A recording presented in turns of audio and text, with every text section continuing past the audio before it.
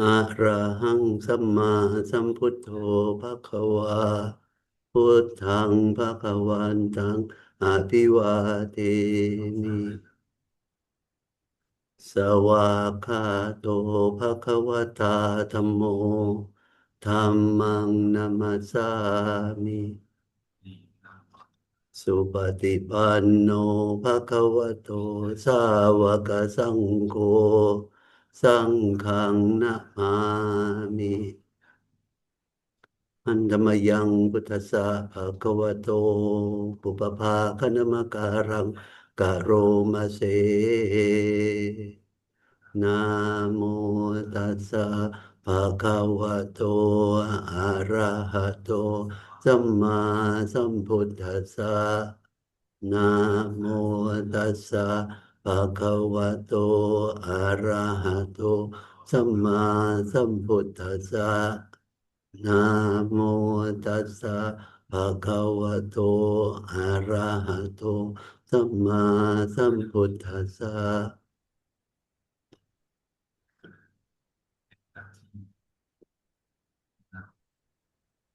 Okay, Kim, now the floor is yours. Thank you, Luffy. I'll try to share my slide now. Okay.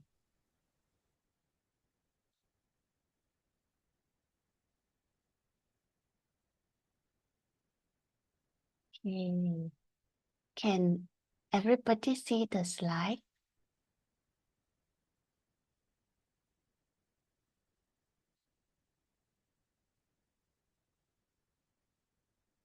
Yes, we can see. Can see, right? Yeah, Okay. no problem. Thank you. I'll turn to the first one. It's a bit slow. Okay. Yay. Today, Kim is going to share Proverbs 174 to 187. Altogether 14 Proverbs. And the first one, most of them are from Sutta. And Kim only got one Dhammapada, and actually 2 Proverbs are from the same story in Chataka. So let's start the first one. Okay, the first one is 174. เยสังราโคจะโทโสจะอวิชาจะวิราชิตาตาทีตัทธะนะรัชันติชินะสุตตาอะพันอะพันธานา They who are released from lust, hatred, and ignorance, who are no more shaken, who have cut off the rope and are free from ill ties, will be attached to nothing. This is taken from Nantathera Katha. That is another simpler version of the explanation is, for those who greed, hatred, and ignorance have faded away, they, being steadfast ones, no longer cling to anything. Their bonds are cut, and they are no longer tied to existence. What it means is, when these 3 roots of unwholesome states disappear, the mind is completely purified. The Arahant is one who has cut off greed, hatred, and ignorance, and therefore is unbound, unattached, and fully liberated. Such a person is called Thati, unshakable, even-minded, stable like the earth, not moved by praise or blame, and beyond attraction or repulsion. So about this Nantaka Thera, he is a monk in the early Sangha, known for his deep understanding and for being a gifted teacher. He is especially renowned for a major teaching occasion recorded in Nantako Vata Sutta, that is in the Majjhima Nikaya, when he addressed roughly 500 bhikkhunis under the request of Mahapajapati Gotami.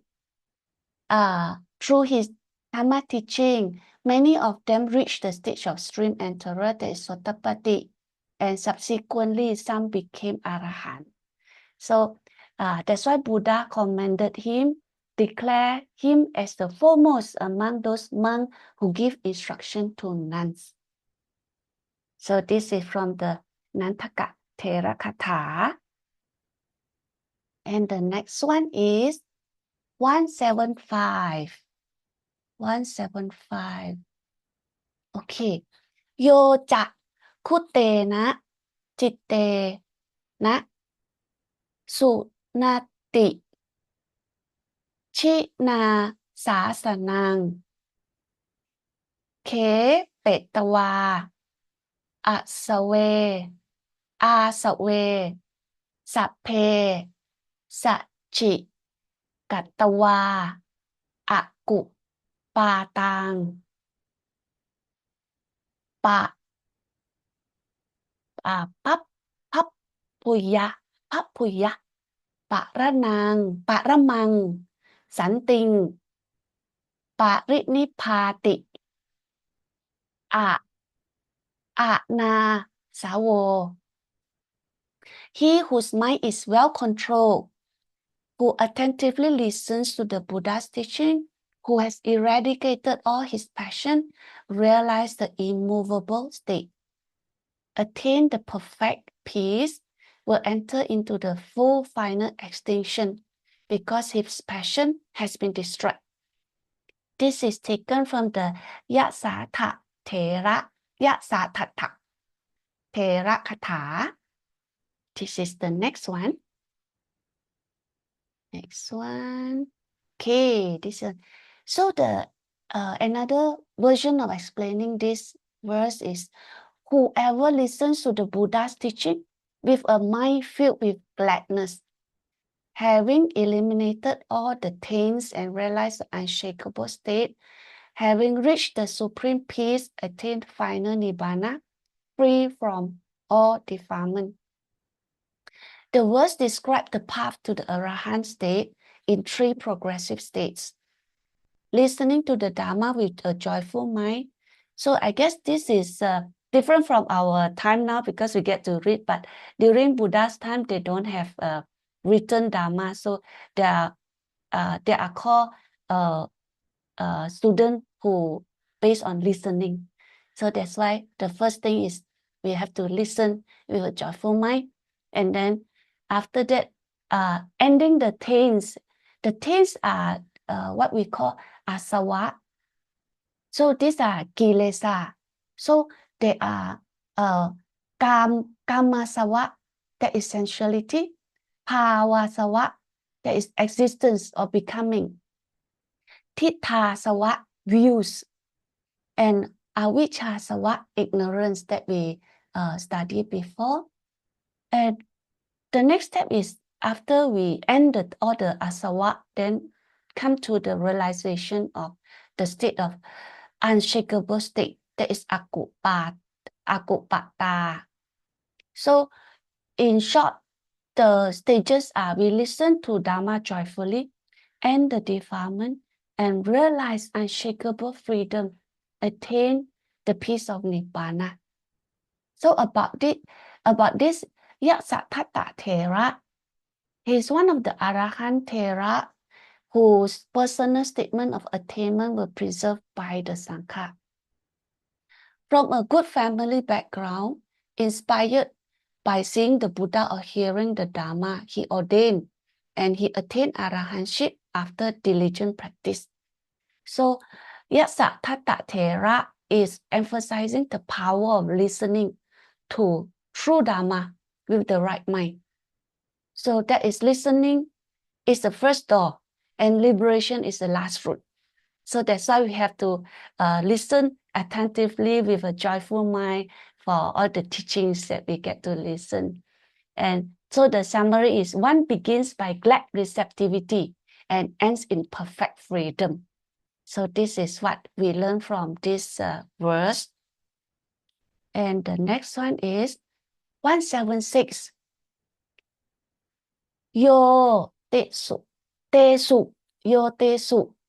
กุตโตกุตโถกุตกุตโตกุตโตวิธิตินวิธิตินตรีโยจาเรธัมเมทิโตทิโตอะชวะอะชวะมาทเวระโถระโตระโตสังฆติโคสังฆติโคสัพพทุกขะสัพพทุกขะกาสัพพทุกขะปาหิโนนะลิมปติลิมปติลิมปติทิถะสุเตสุทีโร having had his senses restrained and realized being righteous, delighted in honesty and gentleness, and having surpassed all bondage of passion, and got rid of all kinds of suffering, a wise man never clings to what is seen or heard. So this is taken from Sutta Nipata 2.2. Okay, this is a bit wordy, but it's very interesting. Okay, one who guards the senses and clearly understands them, who stands firm in the Dharma, loving honesty and gentleness, who has gone beyond attachment and abandoned all suffering. Such a wise person is not stained by what is seen or heard. So what it means by guard the senses and clearly understand them is meaning we know the senses, that the door of senses, that is our eyes, ear, nose, tongue, body, and mind, brings contact with the world. That's how we contact with the world. But we have to be mindful not to let all this craving and attachment or the aversion come into us. So that's what it means by the first line, guard our senses and clearly understand them.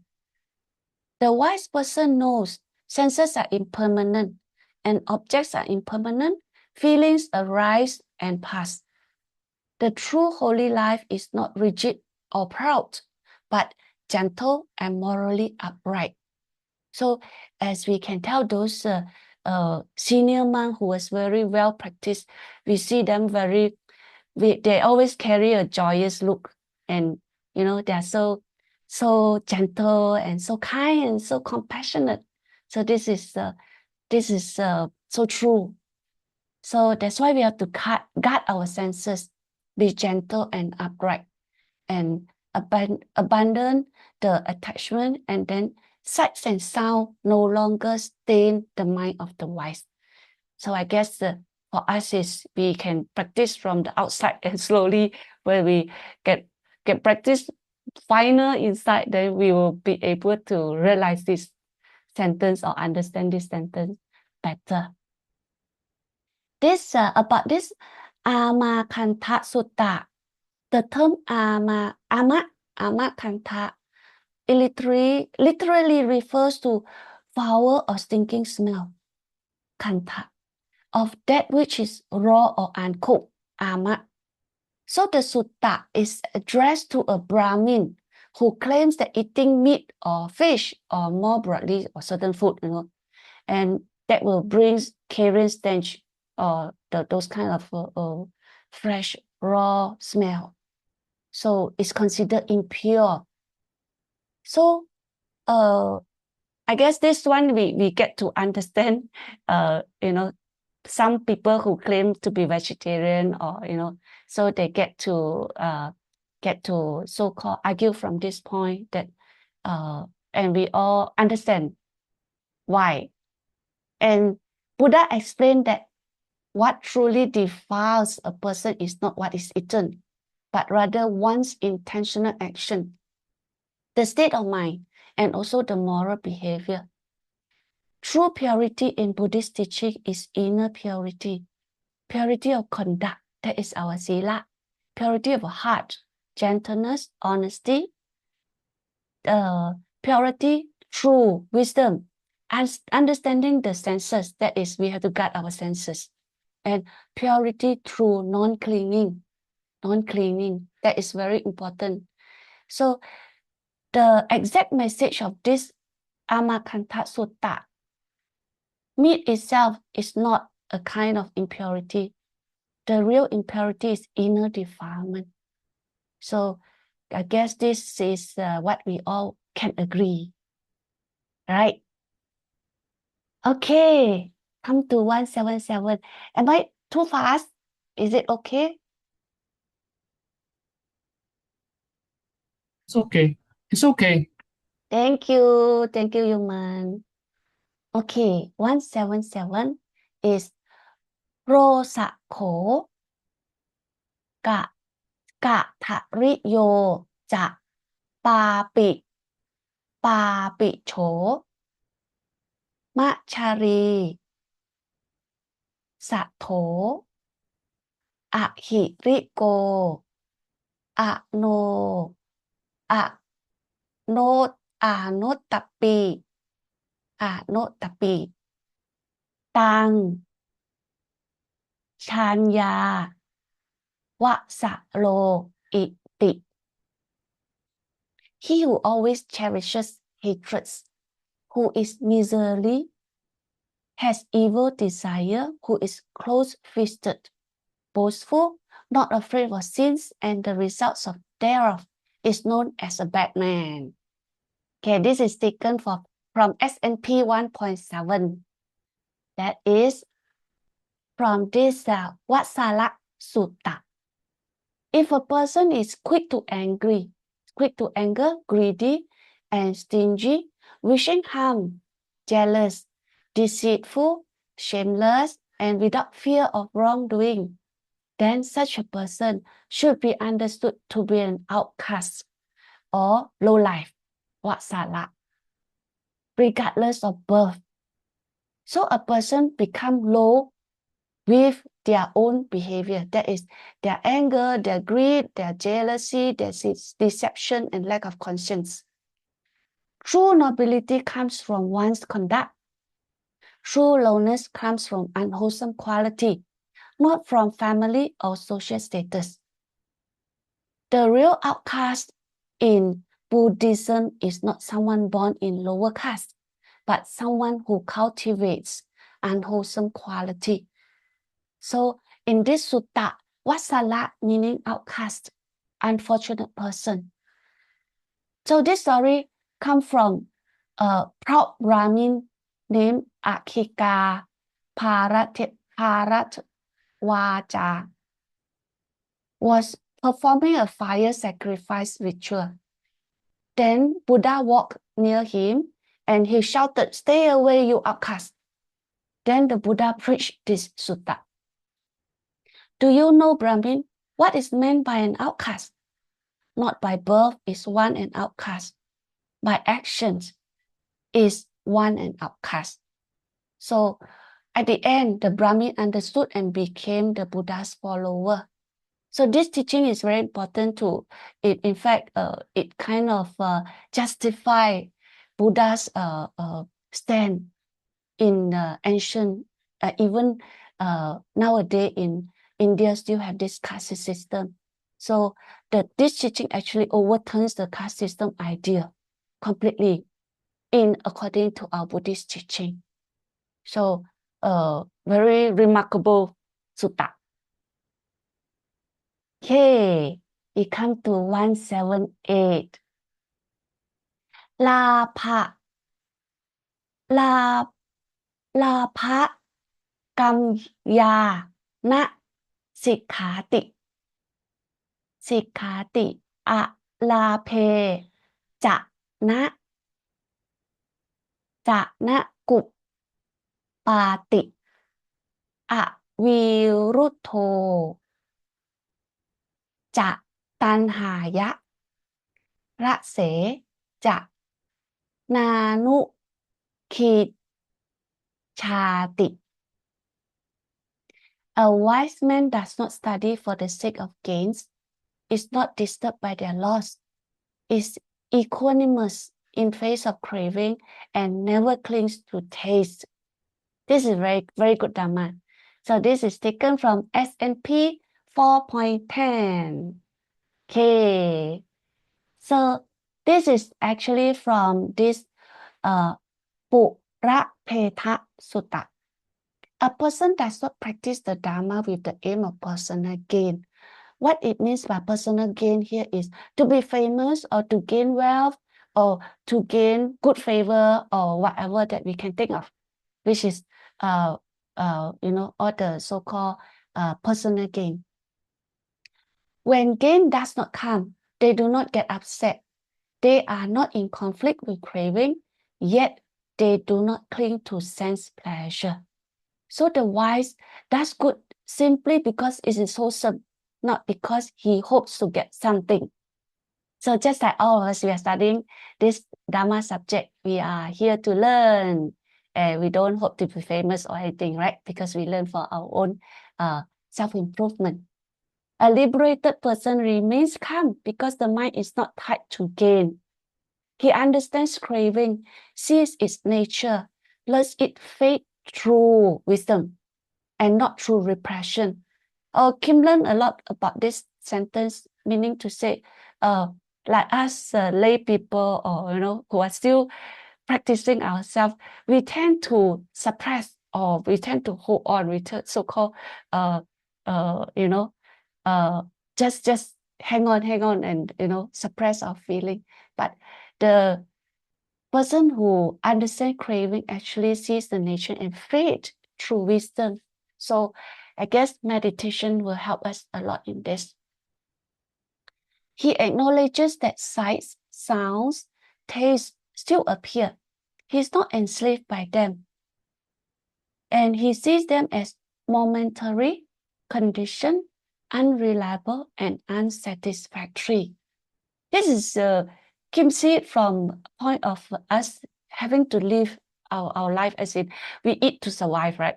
And then we have to be in contact with external objects in order to lead our daily life normally, and also to be able to do our work, to do our job. So it's so important to understand that whatever that we touch or we see or we smell, we taste, they are actually momentary. So there's no point clinging to the taste that, oh, that thing is very delicious. Of course, we still do. We still do. But it's good to have some sati to remind us we eat for the sake of eating. So long as we can, we eat already, we stay healthy and we can practice. A spiritual person is unmoved by gain or loss, not enslaved by craving and not clinging to pleasure. So we have to move closer to this. So this sutta is describe the state of a sage before death. Purapeta.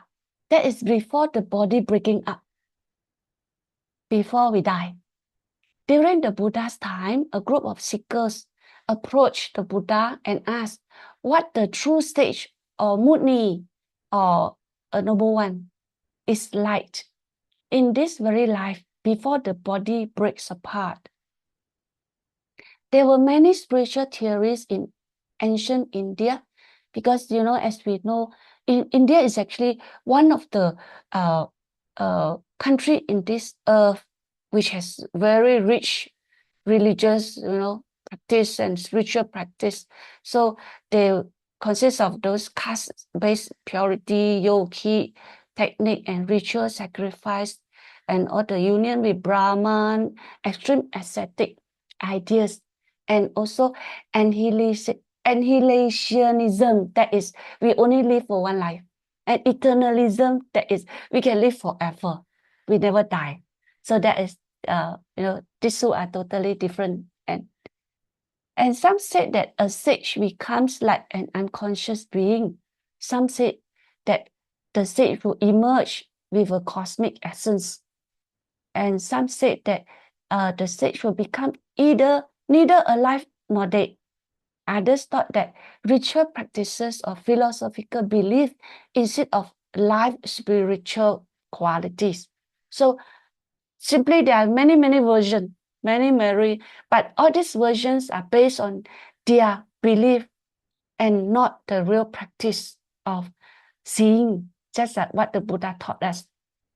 So that's why they focus on philosophy of afterlife or identity after death. Who will they be? You know, that kind of thing. Will they be God or something? And the Buddha brings the focus of people back to freedom here and now. That is what the Buddha preached in this sutta, that we have to practice the Dharma for our own wholesomeness. Yeah, for our own good. For this lifetime, and of course, the fruit, we can bear fruit in future lifetime. Okay, this is 178. Okay, the next one. Which? Okay, 179. สังขายะโลกัสสมิปาโรปาโรปารานิยะศีลชิตังนะทิกูหินกุหินจิโลเกสันโตวิทูโมอานิโขนิราโสอะตารีโสชาติชารันติพรูมีพรูมิ He who realized the waxing and waning of the world is not shaken by anything in any planes of existence. Who is pacified, has no smoke of passion, nor suffering, and is free from all kinds of hope, and is said to have transcended birth and decay. Okay, this is also very interesting Dharma, and is taken from this Anguttara Nikaya 3.32 from Ananta Sutta. This one is talking about, actually is the transcendental experience of our cultivation. That is, when we cultivate more and more, then we will understand ourselves, and also we can see the spiritual development in ourselves. He has directly understood the nature of all existence, has no mental shaking under any condition, is perfectly peaceful with no defilements remain, lives free from craving, expectation, or mental burdens, therefore has crossed beyond birth, aging, and death. So from this sentence, we know this is describing Arahant, Buddha level already. There is already the defilement already, the fire of defilement already been diminished. This comprehension is not intellectual only. It is direct insight. That is vipassana. That is inside the meditation stage and level, at the level of seeing things. That's why the first sentence, he has directly understood the nature of all existence, meaning this person can see what is birth and rebirth and all the processes. So that's why he has no mental shaking under any condition. And his mind achieved absolute equanimity, ubekha, and the happiness is unconditioned. So this level of achievement, the happiness is from the inner stillness and also the inner experience. So this is a state of Arahant. So the Buddha declares such a person fully liberated. So this is from Ananda Sutta. That is the Venerable Ananda requests the Buddha to explain what is the quality because of which a bhikkhu is said to have crossed over birth and aging. So this verse describes a psychological transformation and liberation of such a affected one. So it's transcendental, transcend from a normal being to be a noble being.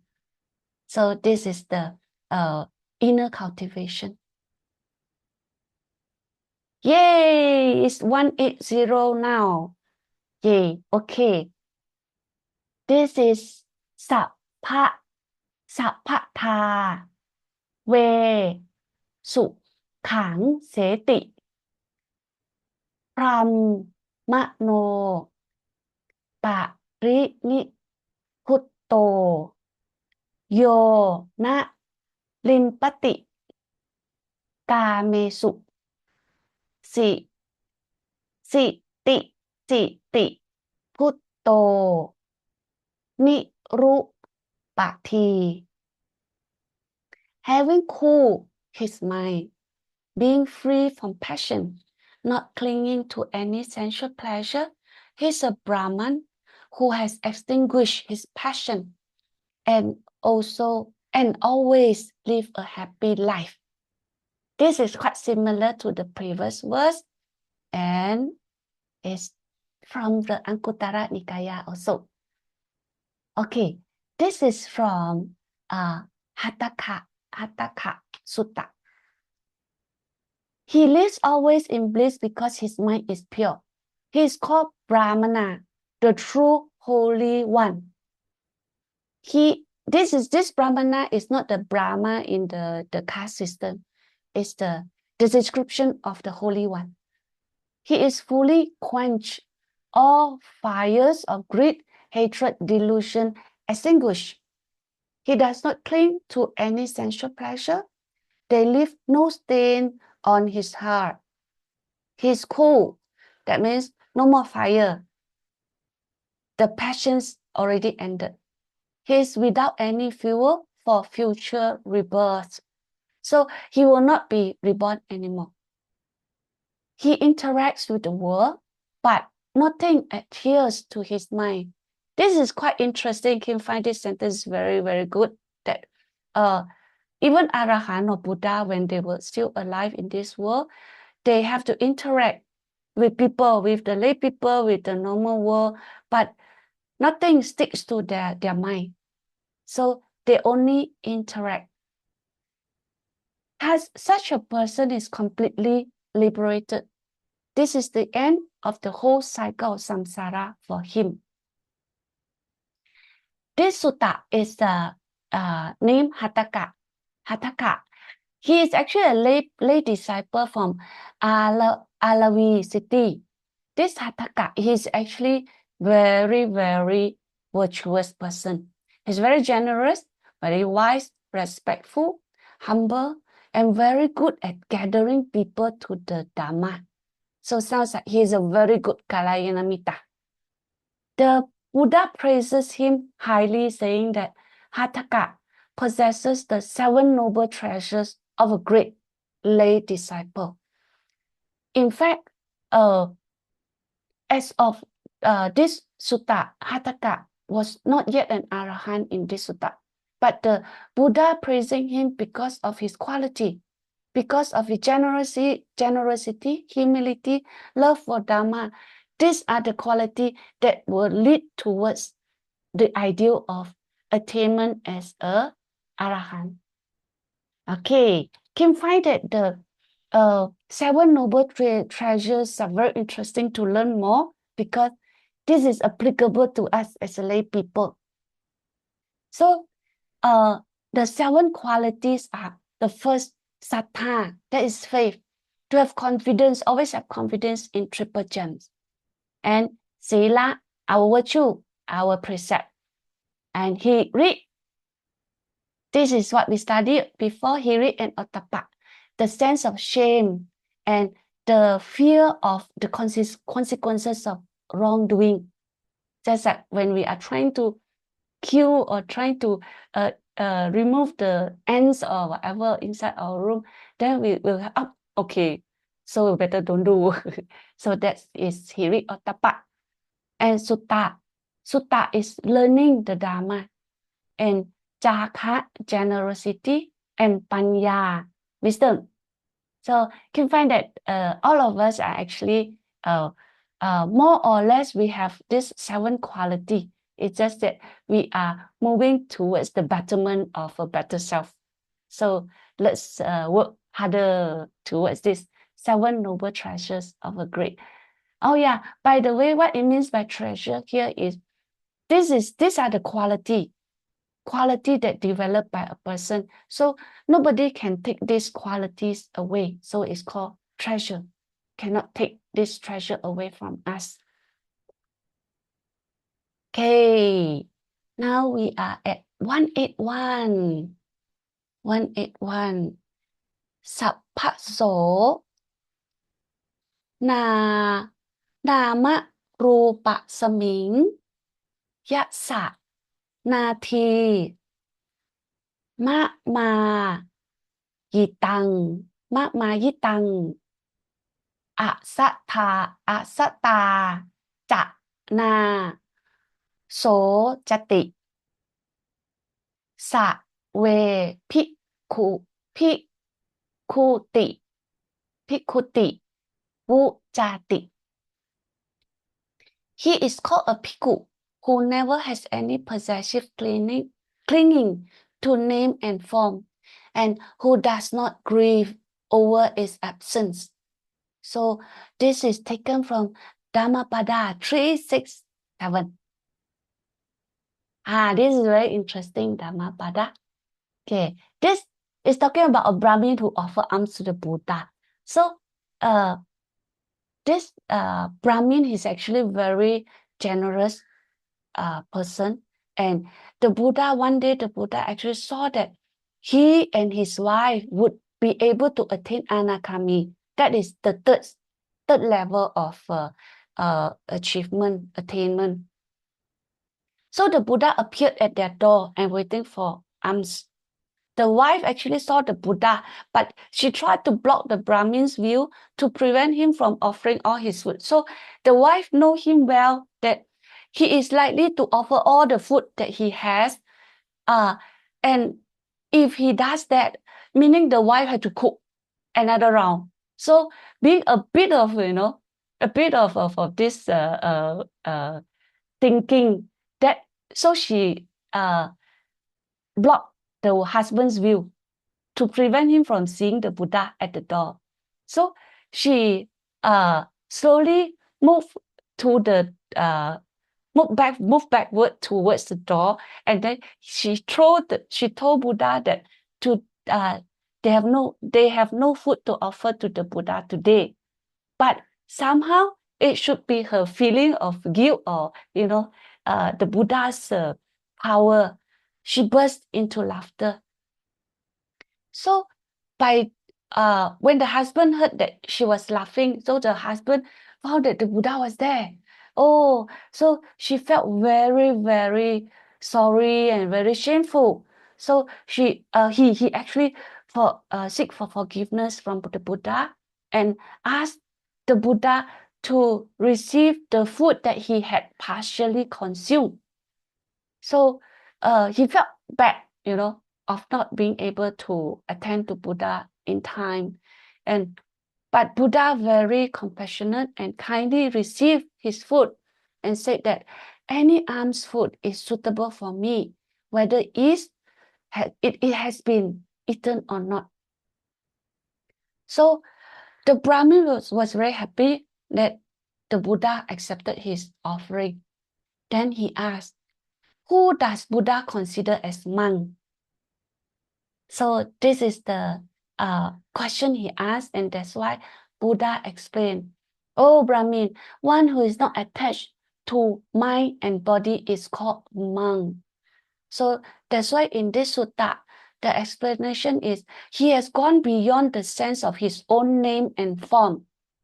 That means there's no I, no me, no mine. Yes, and so to him there is no existence of I, mine. And if his name or form were to deteriorate or decay, he will not grieve. Such a person is called a monk. So in a true monk has no so-called attachment to identity, and also no attachment to the form, to the physical presence, and also the physical look, the form. So that is called a monk. So that's the quality of a monk. Okay, 182. สัพพาอาสติอาสติโยเจตวาวิเน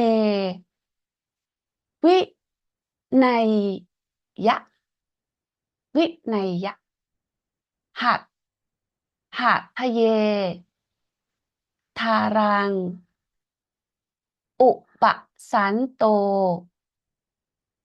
สุขังเสติสันติงปัปปุยาเจตโส Let a man cut away all kinds of bondage and remove anxiety in his heart. Having attained the peacefulness of his mind, he will live a happy life. Okay, this is also very interesting Dhamma taken from Anguttara Nikaya. This is actually the continuation of the verse 180 about from the Hataka Sutta. So that one was part 1, and Buddha mentioned about the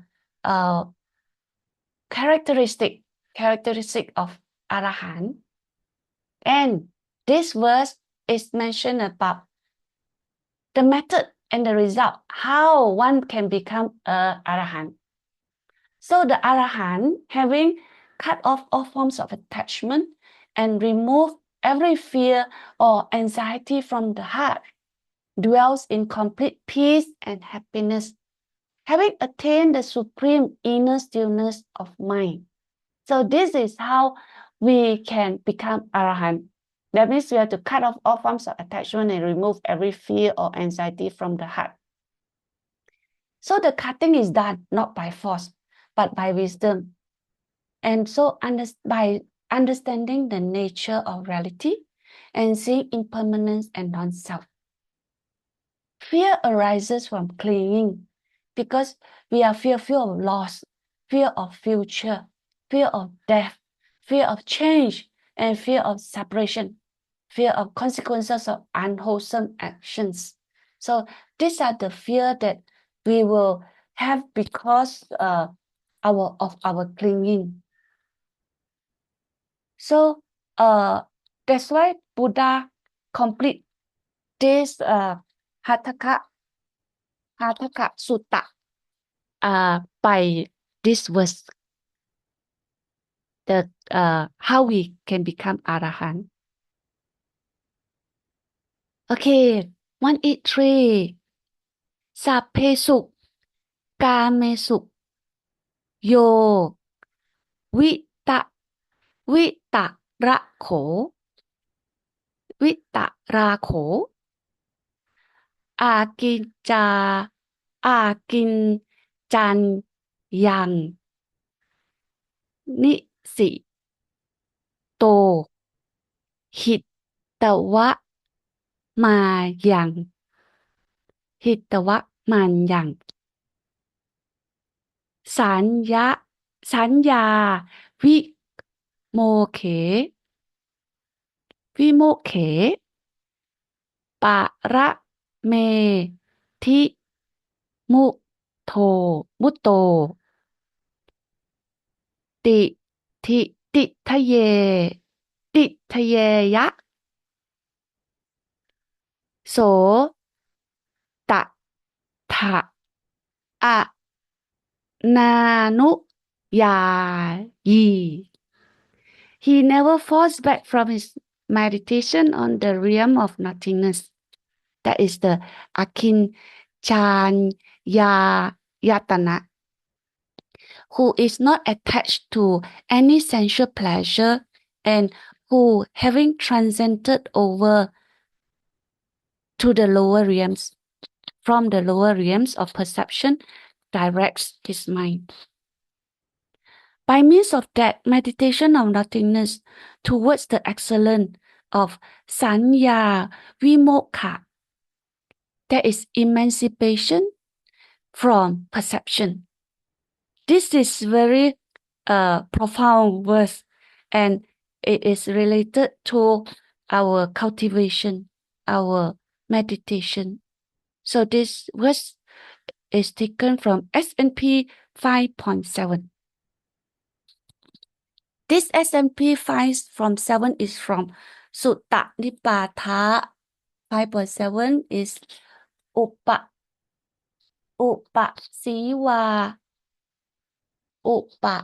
Siwa Mana Wapucha. Very long name, but it's very interesting, very profound. One of the profound sutta. In fact, it was taken from question from a group of 16 young Brahmin. And this Brahmin his name is called Upa Siwa. So his question was that what is the final condition of one who has abandoned sensual desire, transcended the formless attainment, and attained Sanya Vimokha, liberation through or perception? Titenu so tatha ananuyayi. Does he stand there? Or meaning, does he remain there? Or not following and after anything? So, in short, he asked, does the liberated one exist in any plane, any place or state? So this is what he want to know. So a bit very, very profound. So we can break into the sentence by sentence. That is Sapesu kamesu yo vi ta rako. He who is free from desire for all sensual pleasure. The second is Akinchayang Nisito Hitawa Manyang. Having gone beyond even the nothingness attainment, that is Akincha Yatana, and abandon all conceiving or imagining. That is beyond imagination. That is nothing at the level of nothingness.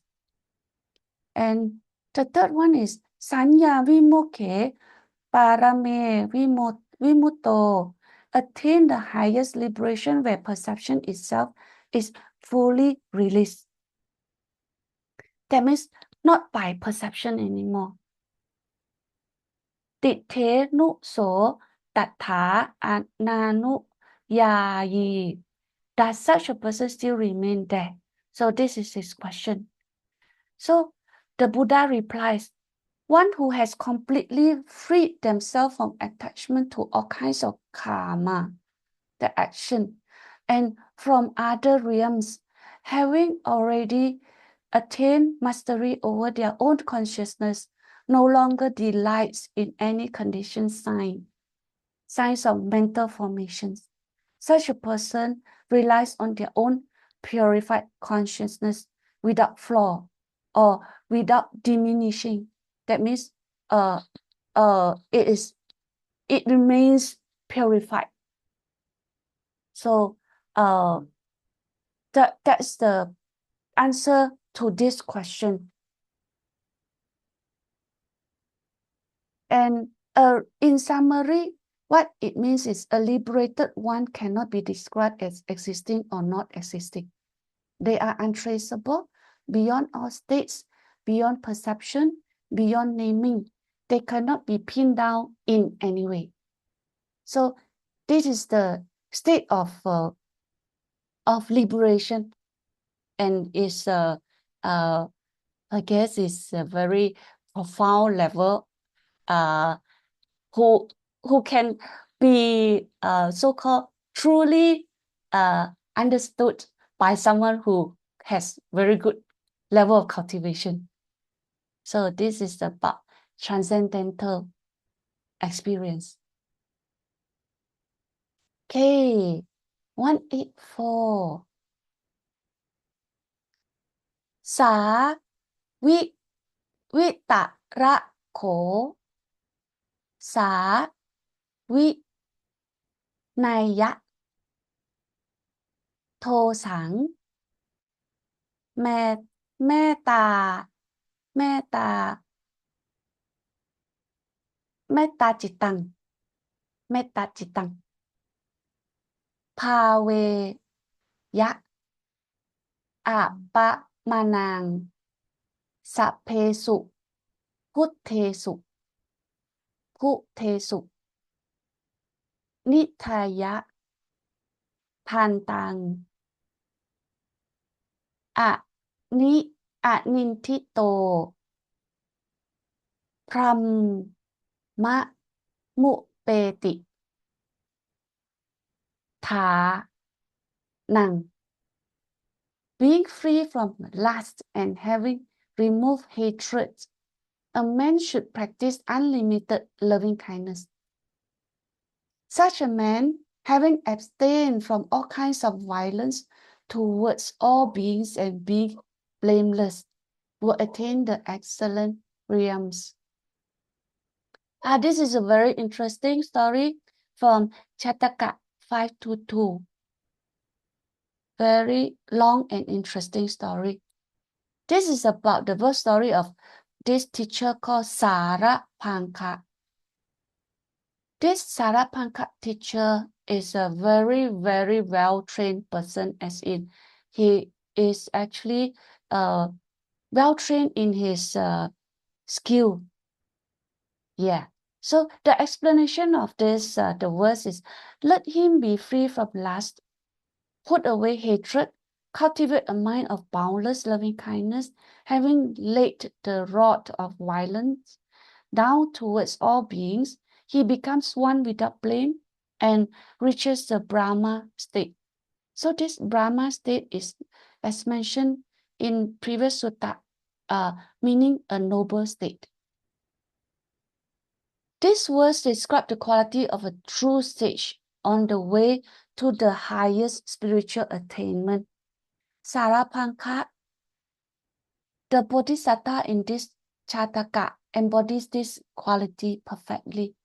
Because Sarapanka has no lust, no raga, no hatred, tosa, no boundless, he is known with boundless metta, complete harmlessness. And he attained the highest purity called Brahma Power. So the story, so because this Sarapanka, he's very good, he's a very good archer. He's a very good archer. He's so good that he can use a single arrow to pierce through all four directions. So in fact, he did this to pierce through 4 plants at 4 corners. So initially, he requested for 4 real army to stand, 4 archer actually. And the archer already challenged him before, but nobody can harm him. So the king actually asked him to demonstrate more, because some people, because king paid him very good remuneration, paid him well, but then he looked like he didn't do anything. So people don't believe why, or people have doubts. Why was he paid so well? So the king want him to demonstrate, want him to show his ability to the people.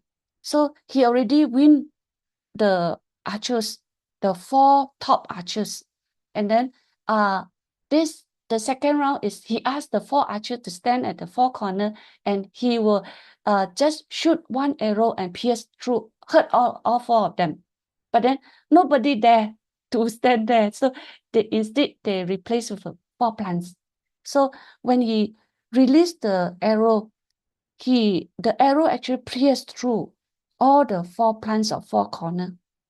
Very interesting, like a boomerang. Yeah.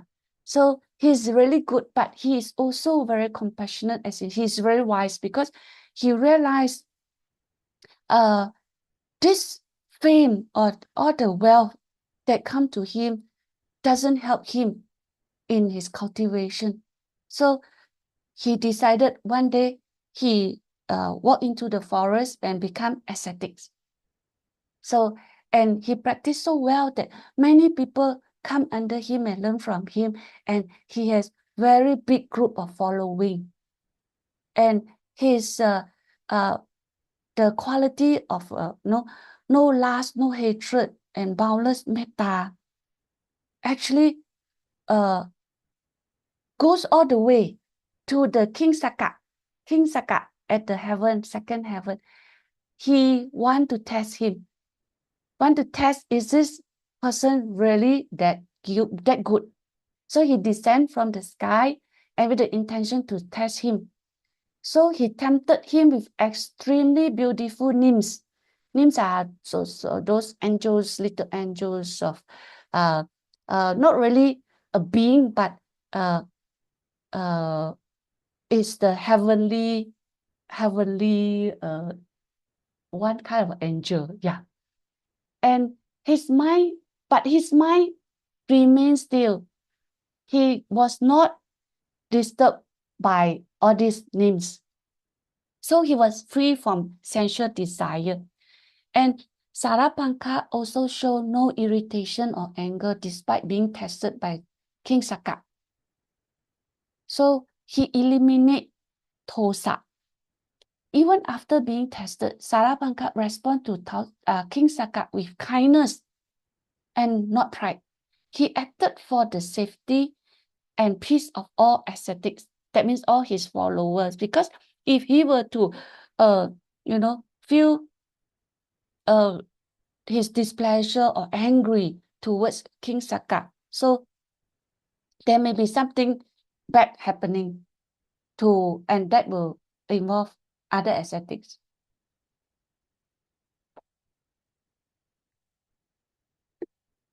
And excuse me. Sarabhanka lives in the wilderness among animals and spirits. Even when threatened by illusions of beasts, he remains non-violent and peaceful. He never hurt any animal, never harm anybody. So this is a perfect example of ahimsa. That means non-violent. So this story goes back to another person.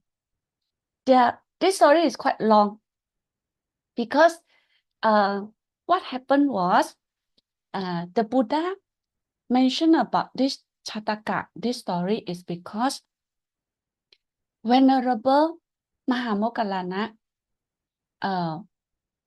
passed away in the presence of the Buddha. That means before he passed away, he actually came to pay respect, his last respect to the Buddha. And after that, he passed on. So the Buddha ordered the Sangha to do a very grand, a very, very magnificent funeral. And also it is to the extent of like a celebratory kind of funeral. So some monks and lay people wondered, Moggallana and Sariputta, they are both the closest assistant to Buddha, the 2 main disciples of the Buddha.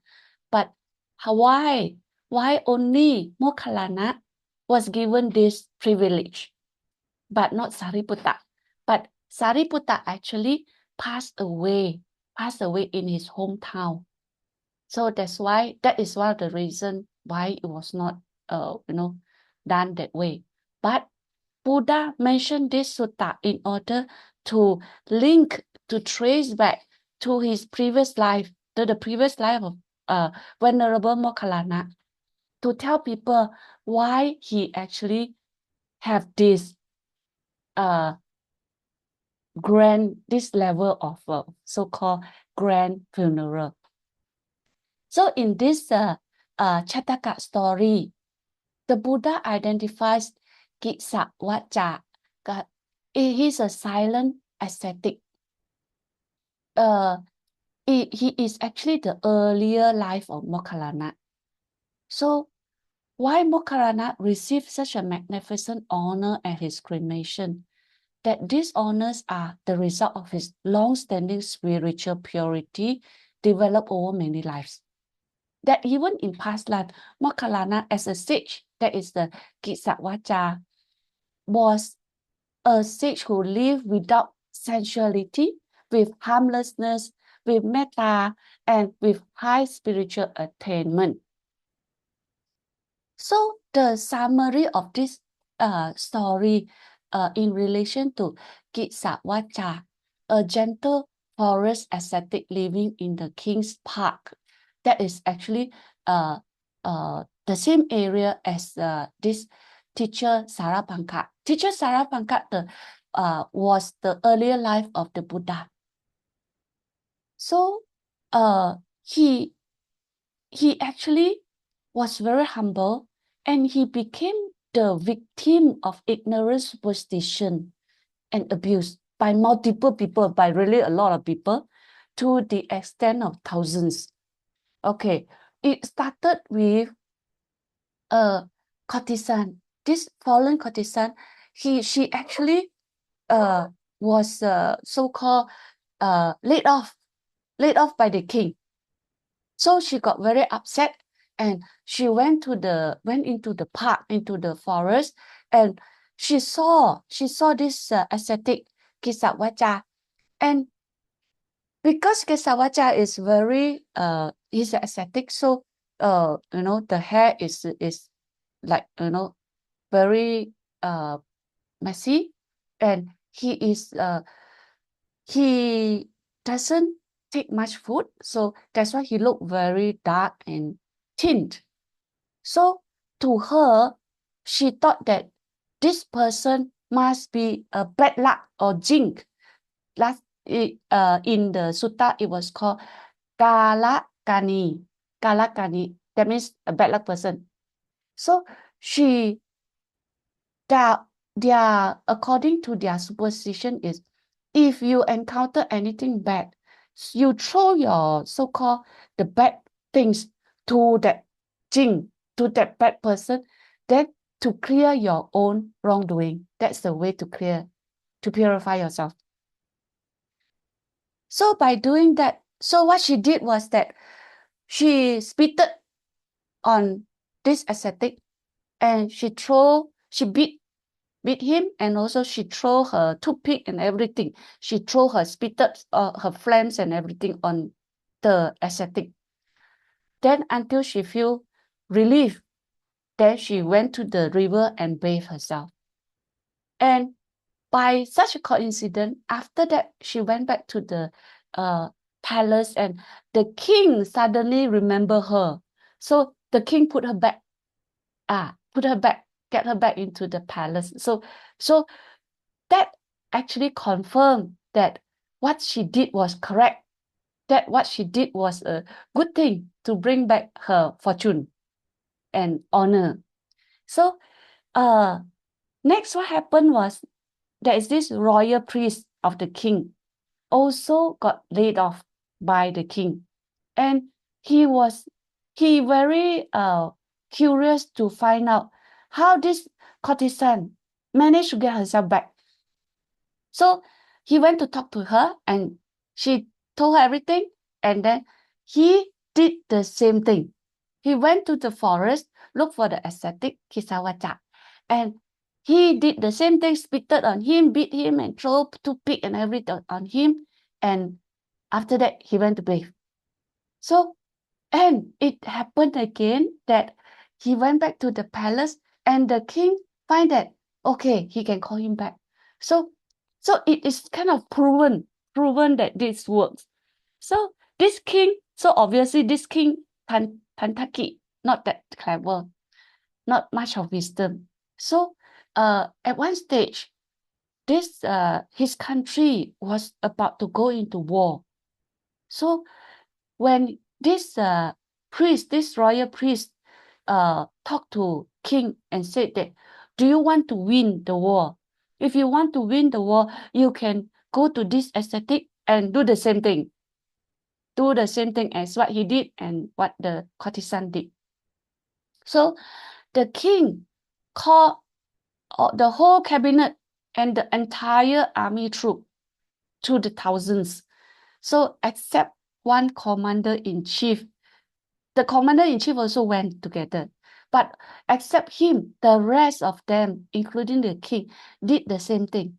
Spitted and beat and also throw toothpick on this ascetic. So we can imagine how poor thing, how pitiful the ascetic is.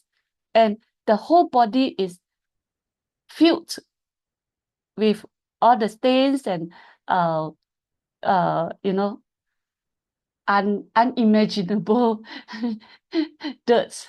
So after the whole troop of them bathed and left, the commander-in-chief, he's the wise one, he didn't do that.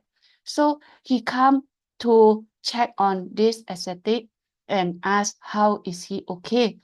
So he even to that extent, Kisawacha didn't blame anybody. So this commander-in-chief clean him up and tidy him up. And then he know, because he's a wise person, he know if such a so-called person, holy person with such a cultivation, if anybody were to do bad to him, there could be some consequences. So he asked Kisawacha, what will happen to the king? So Kisawacha replied and said that he is actually not angry. He doesn't harbor any hatred, but he can see that in 7 days' time, that means after 7 days, this whole place will have a disaster, because the gods or the angel, they are very angry because of their wrongdoing. So this ascetic actually advised this commander-in-chief to quickly run away from this place, and also asked him to advise the king to run away. But the king didn't believe him.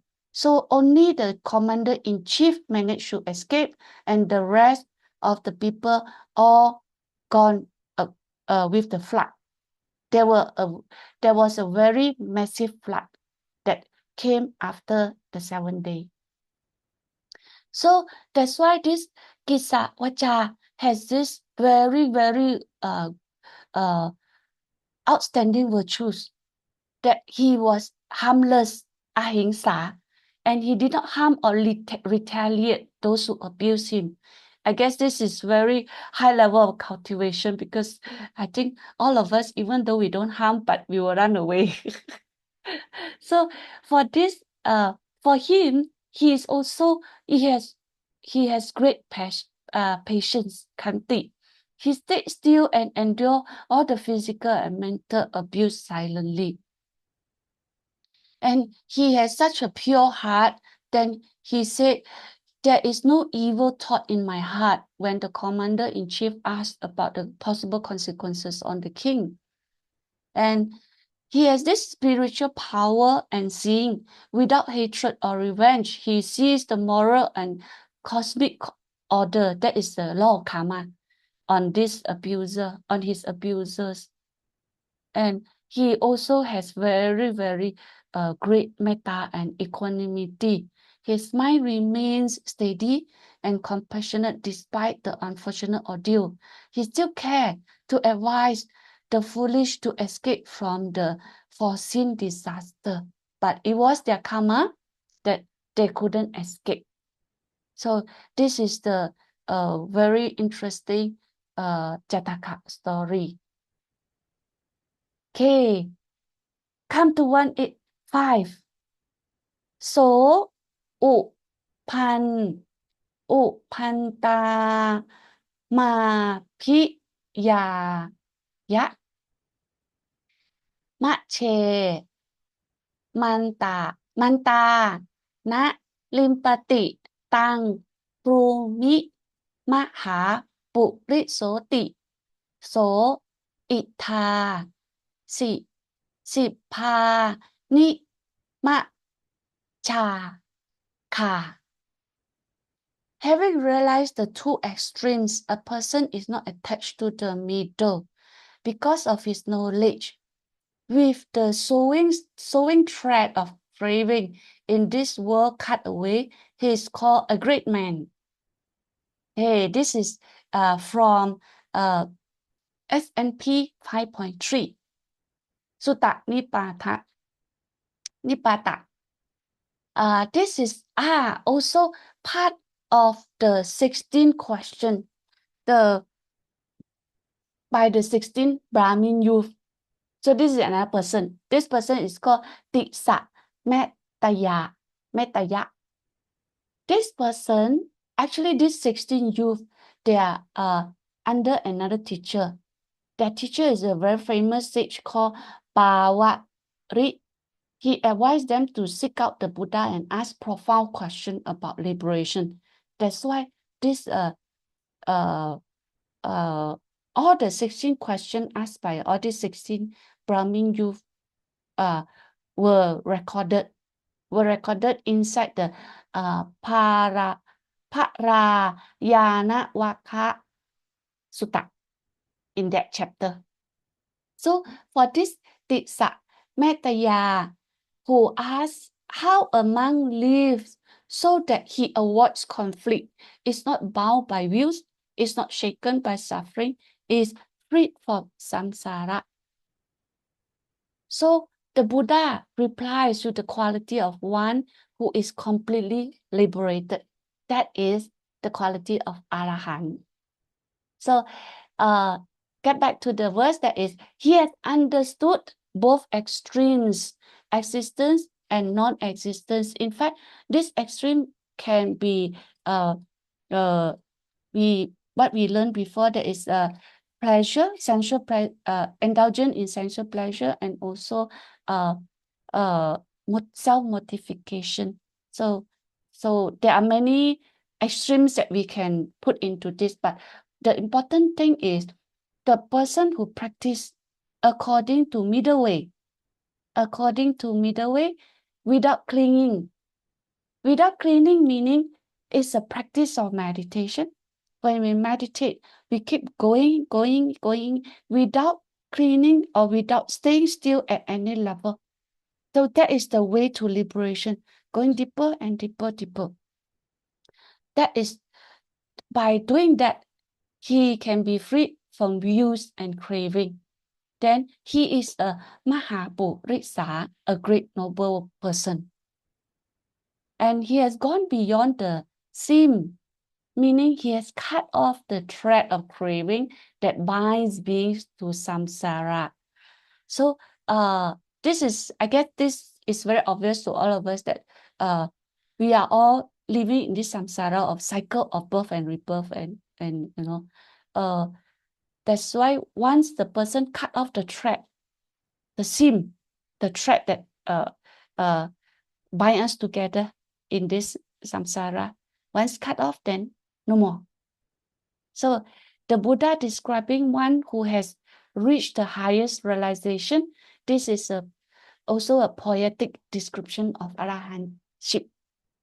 So this is about Arahant. So from here and the previous two proverb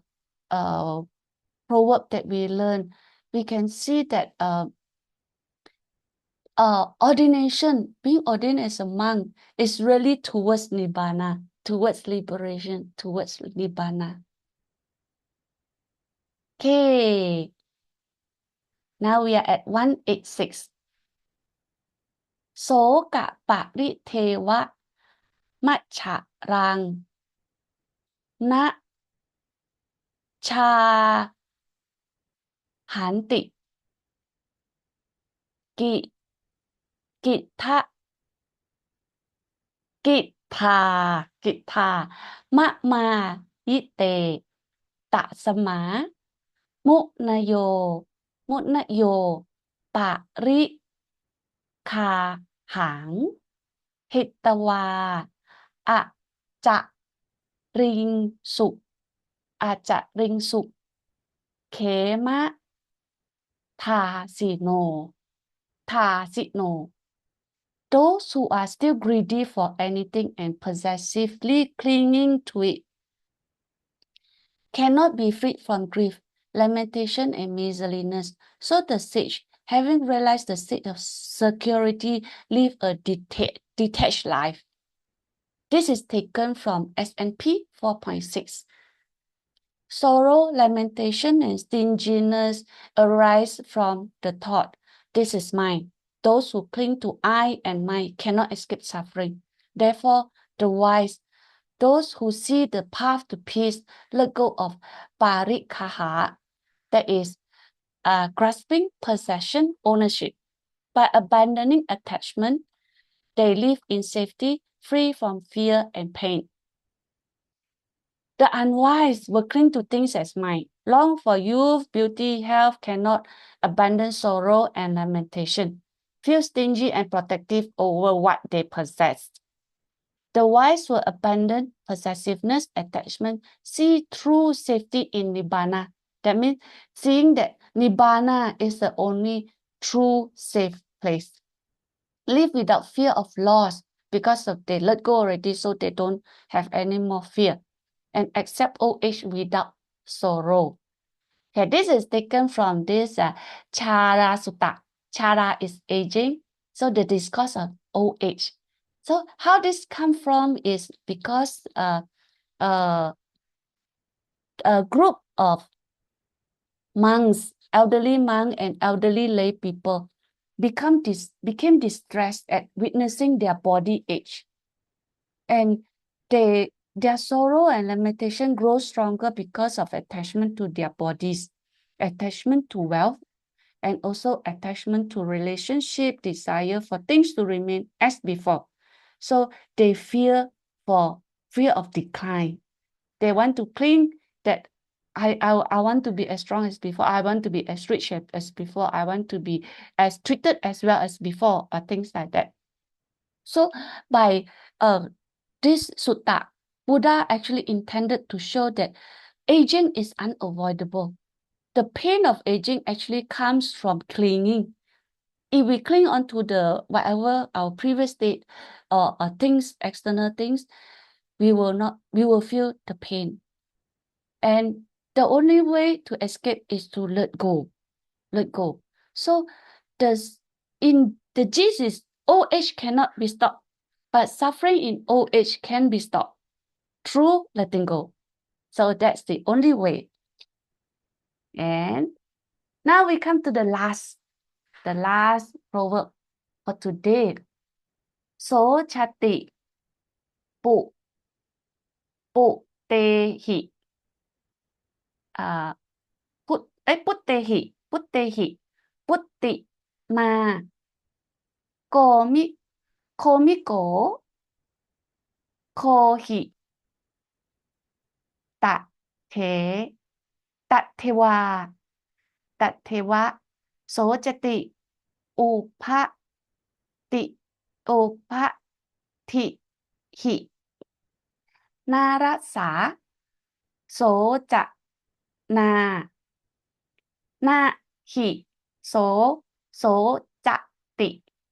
Yo ni ru ปาตินี่รูปปาธิ One who has a son grieves over a son. One who owns a cow grieves over a cow. Beings are to grieve because of their possessive desire. Without such a desire, no one has to grieve over anything. So this is quite easy to understand, but actually the story is very interesting. It's from this Sangyutta Nikaya. It's from Nantati Sutta, meaning delight. Okay.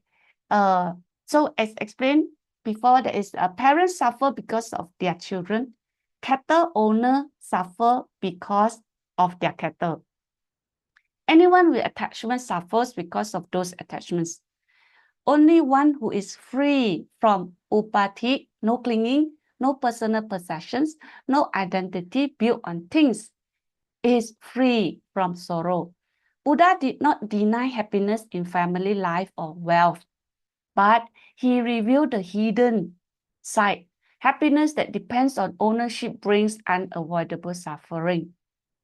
Buddha's purpose was to show that worldly happiness is unstable, that joy and sorrow come together, that anything one clings to becomes a potential source of grief, that real freedom is not found in acquiring, but in letting go.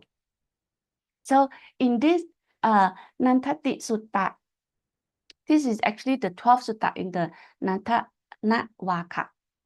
This sutta belongs to the Devata Sangyutta. That means during Buddha's time at night time, the angels will come to listen to Dharma or to speak to discuss about Dharma. So one particular Deva had previously lived as a wealthy householder in his human life. Even after being reborn in the Deva realms, the Deva still carried strong memories of his wealth, his many children, his cattle and property, and the joy of household life. And in fact, the Deva is actually ignorantly attached to previous worldly joy. He saw only the present side, not the suffering that comes with attachment. After hearing the Buddha's words, the Deva developed insight and gained understanding. In fact, he actually gained a higher level of his cultivation also. So that was the last slide, and Kim finished with this thank you note, and the gift of Dharma surpasses all other gifts. Thank you so much. Thank you for your great presentation, Kim. Thank you, Very nice Lopi. and very impressive with your pronunciation of the Pali. Very good. I tried my best, Lopi. Very nice. Okay. Anyone has questions for Kim or anything to say to Kim? No, but it's very impressive. I don't know if I can do same thing. Lauren, I get from ChatGPT. You just do like what Lopi demonstrated to us. You copy the whole proverb and then put inside, and then you ask to explain this verses from what source. That means from which sutta, and they will come out everything. Okay. But it's very, very, very good job. Thank you so much. I enjoy it though. It's a very well prepared lesson. Thank you. Thank you so much, Yuman. I think so far we have all done a good job in this, and I think I hope that you all learn from getting ready to prepare to present it to the class. Look Yeah, forward very to good. hearing from you, Lauren. Okay, no pressure, no pressure. Yes. Try to enjoy it.